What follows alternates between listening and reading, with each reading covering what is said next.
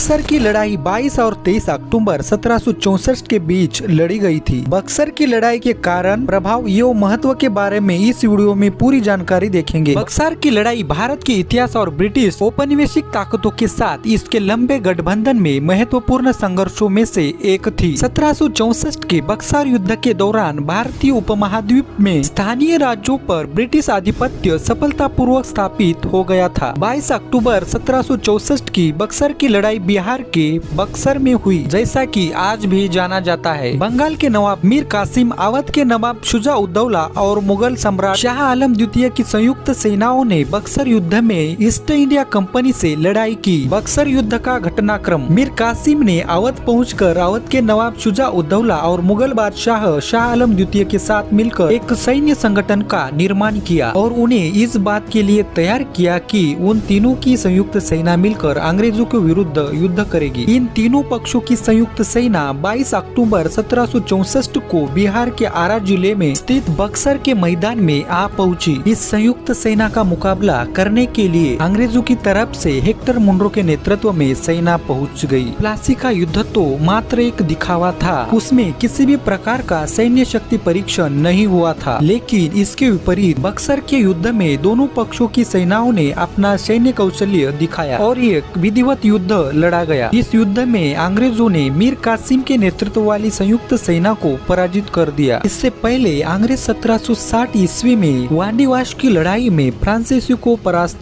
कर चुके थे और वेदरा के युद्ध में डचों को भी परास्त कर चुके थे। अंग्रेज न सिर्फ अपने यूरोपीय प्रतिद्वंदियों पर विजय प्राप्त कर चुके थे, बल्कि बंगाल में भी उन्होंने भारतीय शासकों को हराने में सफलता हासिल की थी। अंततः बक्सर के युद्ध के बाद अब अंग्रेज बंगाल के निर्विरोध शासक बनने की राह पर आगे बढ़ चुके थे। बक्सर की लड़ाई के कारण प्लासी की लड़ाई के बाद ब्रिटिश ईस्ट इंडिया कंपनी ने सिराज-उद-दौला के सेना के chief in commander Mir Jafar को नवाब के रूप में ताज पहनाया। कंपनी की बढ़ती मांगों को पूरा न करने की वजह से ब्रिटिश ईस्ट इंडिया कंपनी ने मीर जाफर को नवाब के पद से हटाकर मीर कासिम को नवाब बनाया। कंपनी के बढ़ते हस्तक्षेप की वजह से मीर कासिम ने अपनी राजधानी कलकत्ता से मुंगेर स्थानांतरित की। उन्होंने विदेशी प्रशिक्षकों को लाकर एक सेना का निर्माण किया। वह कंपनी की कठपुतली के रूप में काम करना नहीं चाहते थे। उन्होंने अंग्रेजों के लिए बंगाल जैसे क्षेत्र से अप्रत्यक्ष अधिकार हासिल करना चुनौतीपूर्ण बना दिया। उन्हें कंपनी का दुर्व्यवहार रास नहीं आया। उन्होंने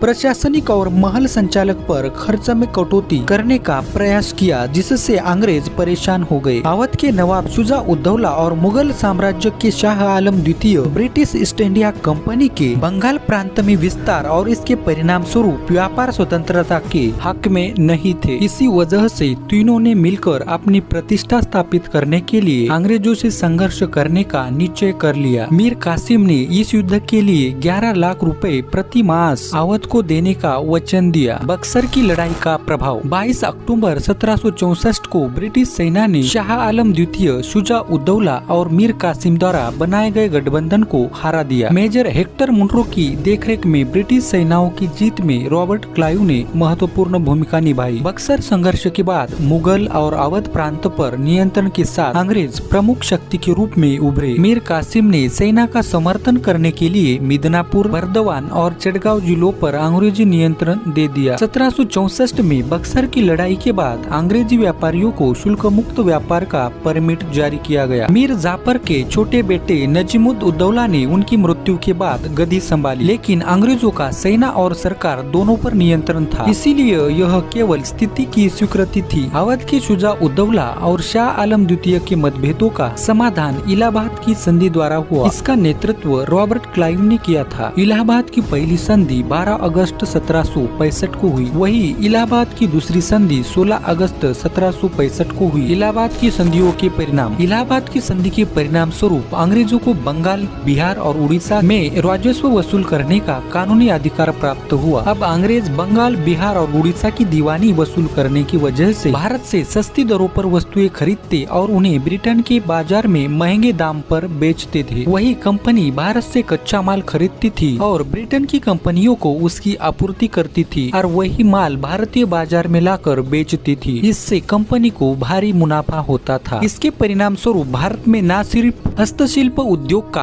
पतन होता गया, बल्कि भारतीय संसाधनों का ब्रिटेन की ओर प्रवाह तेज हो गया। इस प्रकार बक्सर के युद्ध ने न सिर्फ भारत में अंग्रेजों को औपनिवेशिक शासन की स्थापना कर दी, बल्कि भारत की शाश्वत लूट का दौर भी प्रारंभ कर दिया। इस ऐतिहासिक युद्ध के बाद भारत अनवरत गरीबी की ओर बढ़ता चला गया। यह वीडियो आपको कैसा लगा कमेंट बॉक्स में जरूर बताना और ऐसे नए नए वीडियो के लिए हमारे चैनल को सब्सक्राइब जरूर करना।